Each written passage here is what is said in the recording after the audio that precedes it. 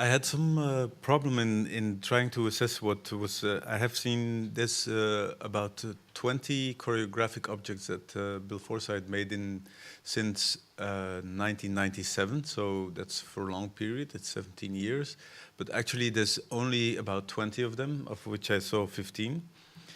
And I was from the beginning quite a fan of them, but it proved to be very hard to pin down their working and their meaning. So I took a small detour to start with. I had this phrase of William Blake, who usually is considered a very esoteric poet. But this is, for me, a very clear line, or at least one I could do a lot with, is if organs close, their objects close also. And it would take almost 150 years because the full extent of what this meant, what he said here, became clear with philosophers such as Maurice Merleau-Ponty, because he explicitly stated and made evident that we only relate to ourselves as well as to the world around us through our perceptions. The one does not exist without the other. Experiencing that we are is experiencing that we are in the world. The world is self-evident, and we are just as self-evidently oriented towards the world. That's what he says. So the world and what comes to us from the world through our perceptions is actually the backbone and the raw material of what we think and experience. Or to take another quotation from Richard Kearney, he says, "The body is a mysterious and expressive mode of belonging to the world through our perceptions, gestures, sexuality, and speech. It is through our bodies as living centers of intentionality that we choose the world and the world chooses us."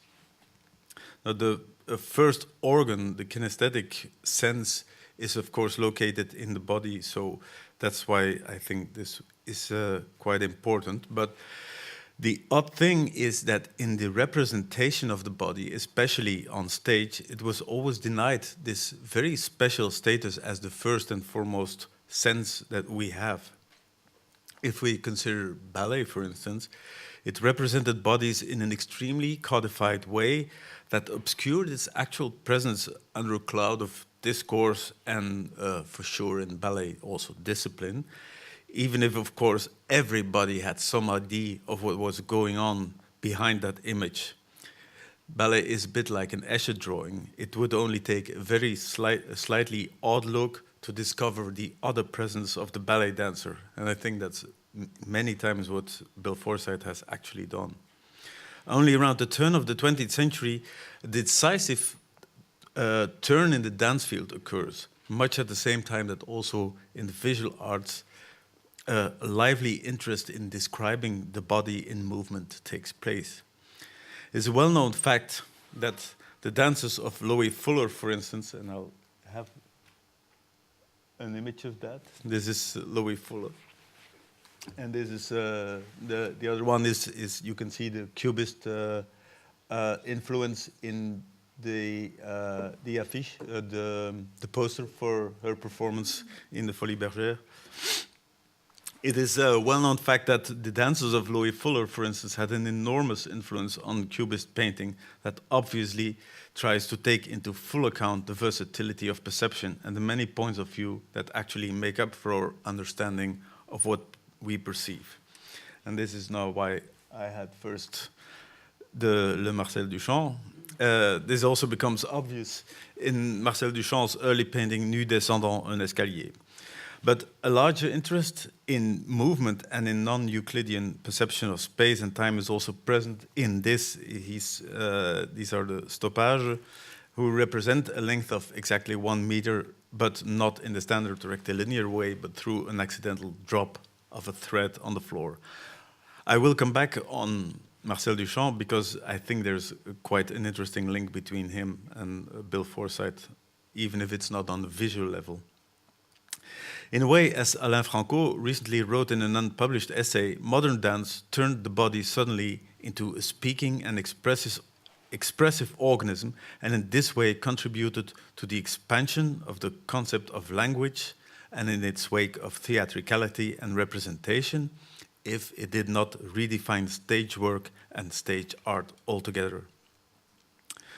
Now, what happened was that some artists really took this idea of the body as a sixth sense, or as the most important sense even, to their extreme limits. And I will talk you about two artists, because I think they're also very relevant for what Bill Forsythe is often trying to do. These artists are Alicia Clark and Franz Erhard Walter. And from Franz Erhard Walter you can see a very good exhibition at this moment in Brussels, so it's interesting. But both of them actually relate to the spectator in a very different way than usually artworks do. Like in the 19th century, it was people watched artworks in a kind of numb or dumb way, being totally reverent to what the artist had to tell, as if he was the genius, and the spectator was like somebody who was bereft of his own sensations and feelings. And Alicia Clark, and I'll have one. These are two works by Alicia Clark. The one is a kind of therapeutic treatment she has of people, putting all kinds of weights and materials on their body, and the other is a kind of double-sided glasses, which make you focus on the vision of the other. Anyway, both, and then, well, I'll show you immediately. That's the work by Walter. You can see. These are all works in which the spectator has a very important role and actually has to devise a kind of new maps to understand his surroundings and the world. So that was a very important moment in the history of art, and I think it is in this tradition of modern visual art that Bill Forsythe was working. But now to come to this work, I think there's because I could expand for hours on this tradition in modern visual art, but I want to talk about these choreographic objects, and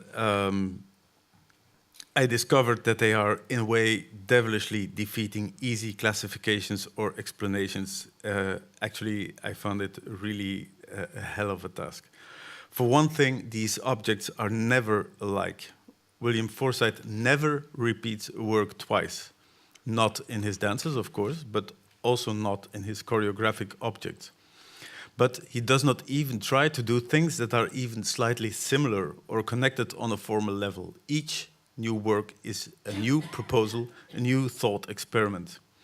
We know that from the dance work, that always seems to start at some other place or idea, but this is even more true for the choreographic objects.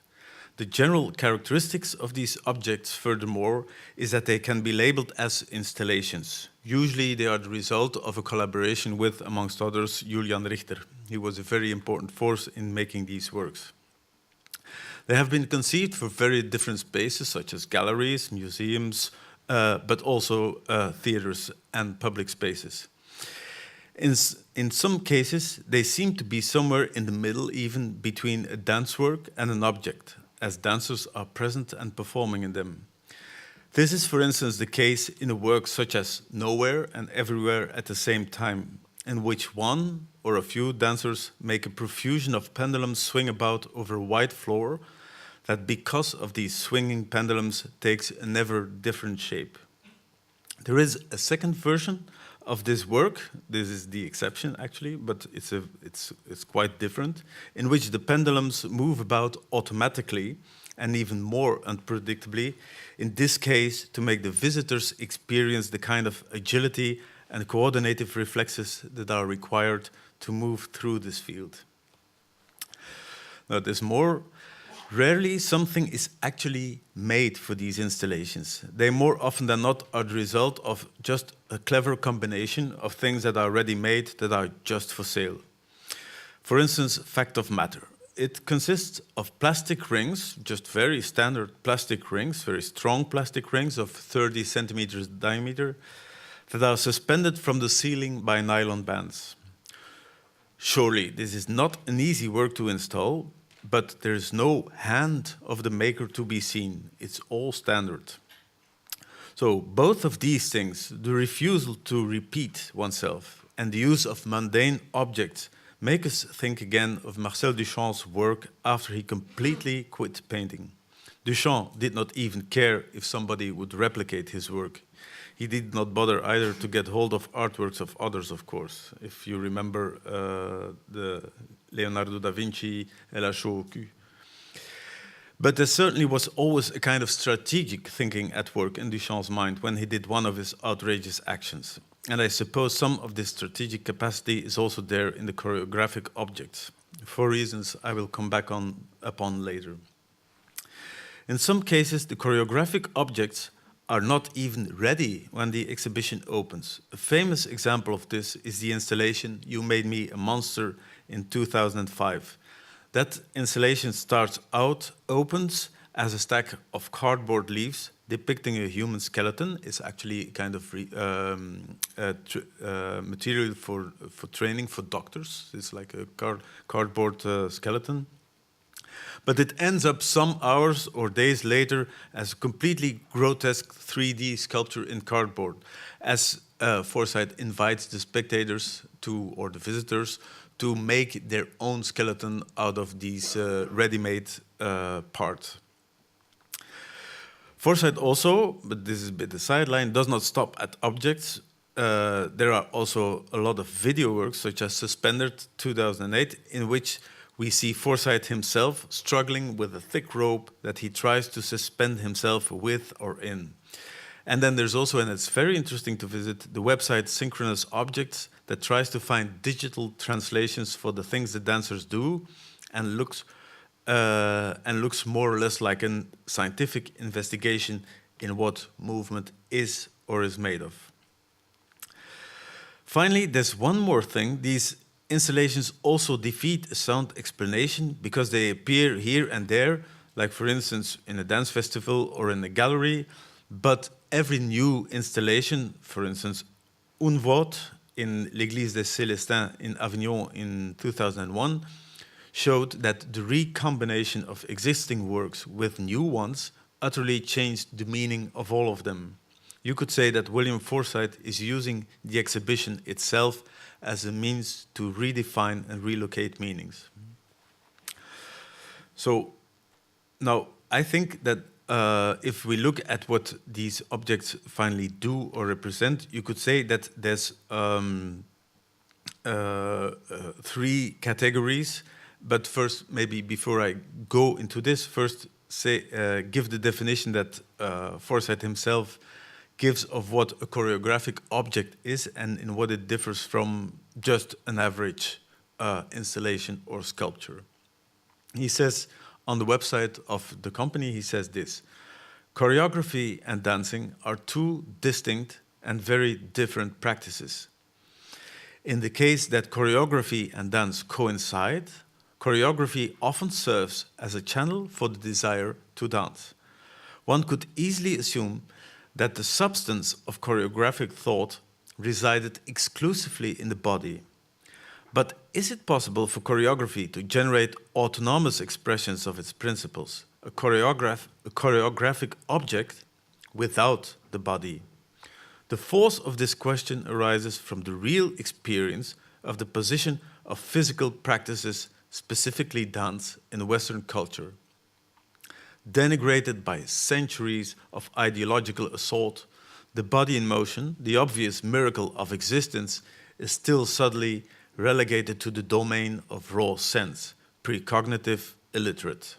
Fortunately, choreographic thinking, being what it is, proves useful in mobilizing language to dismantle the constraints of this degraded station by imagining other physical models of thought that circumvent this misconception.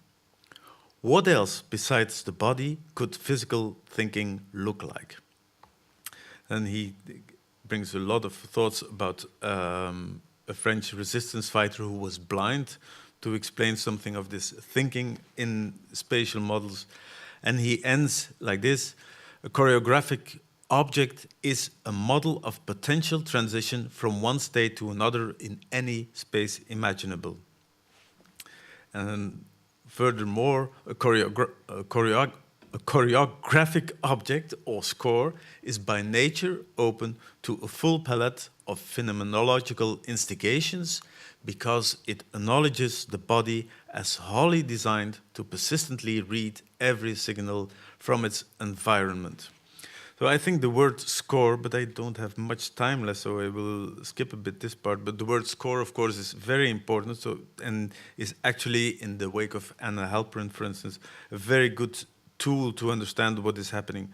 But let's now look at one category of choreographic objects in which movement is provoked in very different ways. So all the three objects that I'm going to discuss now actually all have a very different way of making people move. The first one is a very funny one. It's a gigantic, I don't know, springkasteel, bouncing castle. It's a bouncing castle, and it's called the White Bouncy Castle. It creates a choreographic space in which there are no spectators, only participants. What is happening is actually that there's a fantastic musical score by Joel Ryan, and this bouncy castle is it's incredibly big. And so people are invited inside, but as there are like, say, 50, 60 people at the same time in this castle, the floor on which you stand becomes extremely unstable, and you have all the time to coordinate with everybody around you to keep upright, or when you're jumping, to land on your feet and not on your head, etc., etc. Now, the funny thing is, and it has a very political meaning, that is, for instance, I was in Hamburg when I saw it the first time, and I was jumping next to what appeared to be later the mayor of Hamburg. I didn't. Well, so it's because suddenly everybody's moving and everybody's on the kind of equal footage, you could say. So it's funny, it's kind of ready-made, but it has a very sharp political meaning too. Then there's a completely different from this is the installation City of Abstracts, which is works in a different way, in that sense that it's made of a huge screen. And you don't know, but actually you're recorded by video. You're recorded, and your image is projected on that screen. But if you act cleverly on the camera, then suddenly your own body is reproduced twice. Once in a kind of real version, but then also in a kind of fairground version, like a slithering, strange liquid form that is sliding over your first image or the first image of someone else. So it's a very bizarre way of it's kind of double sight that you get at that moment. Now, what you see is that people who watch it a bit more carefully suddenly start dancing in front of this screen because they discover the possibilities of acting in the right way to have the right deformation. So it's like a kind of fairground mirror palace, but then in a kind of highly technological version that really provokes a kind of pas de deux you have with yourself, but then a different version of yourself, which is quite fantastic. And it's actually, it's actually kind of a long shot from this very old installation from Dan Graham, which already had that effect. So it's an installation in which you see your own image, but with a double delay of 8 more seconds because you pass through a mirror. I won't go into this because it's very complex. But where this has a quite serious undertone, Forsythe succeeds in making you being very serious too, but making you at the same time laugh and have a lot of fun. Now then the third installation that puts you on the move is the fact of matter, and that is this installation I talked to you about with long bands in nylon on which big rings of also of nylon are hung up. And it's an installation. I think it's. I didn't find the right dimensions, but it's about 10 meters long, and it's almost 3 meters wide. And these rings are hung on the height of, say, 20 centimeters to more than 2 meters high. And you are requested to pass from the one end of this space with rings to the other. And it looks very simple until the moment that you start trying to do it, and it proves to be very, very hard because there's no real resistance. So these things hang, and so you suddenly discover that your body is stretched in all directions, and that you don't know how to grasp for the next ring if you're hanging on this one or standing on that. So, and the more effort you put in it, and that's a very strange thing, the more effort you put in it and in trying to master the situation, the less well it works, and you can get really exhausted. So you have to readjust your mind completely and try to find out how you can make these rings work for you. And after some time, you find that if you slide through them, that it works really well, and that actually it is not that difficult. But this is a whole kind of mental process that you have to go through. And if you look at it and if you see people struggle with it, you suddenly understand that this is like a kind of physical representation of a kind of process that probably his dancers go through also. So these are the works that are specifically on the invitation for spectators to move themselves and understand something about movement. I try to go as fast as possible, but there's another series, and that's of which I think the Defenders. There's 3 parts of the Defenders, and they're all very different. But in the Defenders, you get images that bring you to a very brutal stop. They act completely differently. Defenders 3, for instance, is a work in which a whole room and a very large room. It's a bit flexible in its dimensions, but a very large room,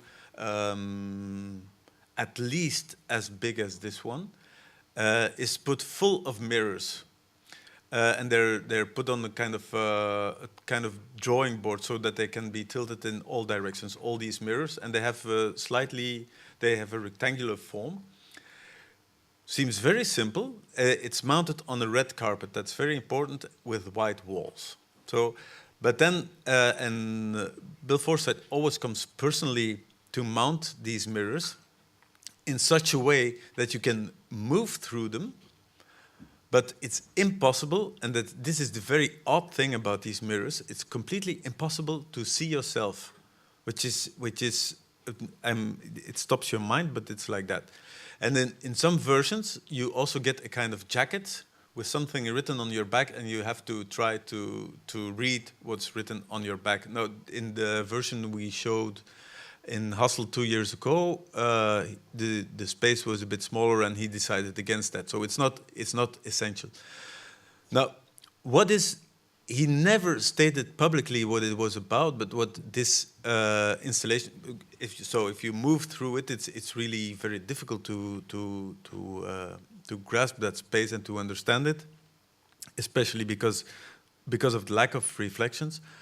But what the installation actually was also about was the idea that, well, if you put light on it, then you see suddenly a fantastic landscape of reflections on the walls of these mirrors, and it looks a bit like Swiss mountains, and that's where the red carpet comes in. Red and white is also the Swiss flag. And actually the installation was a kind of metaphor also, but it was also something you are stopped by, but it's also a metaphor for the Swiss with their xenophobic attitude towards strangers, which is reflected in the fact that they don't look at themselves. It's full of mirrors. It's a mountain landscape, but you can't look at yourself. I will skip Defenders 2, but it's also very nice. But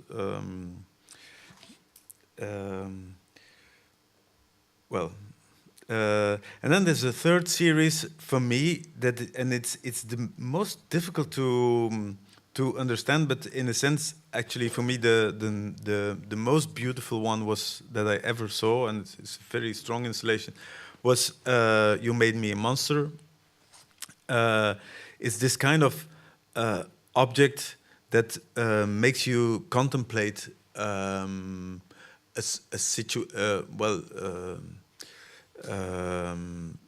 state of being of it. It's very it in a way it's very simple. It's about being mortal, and about what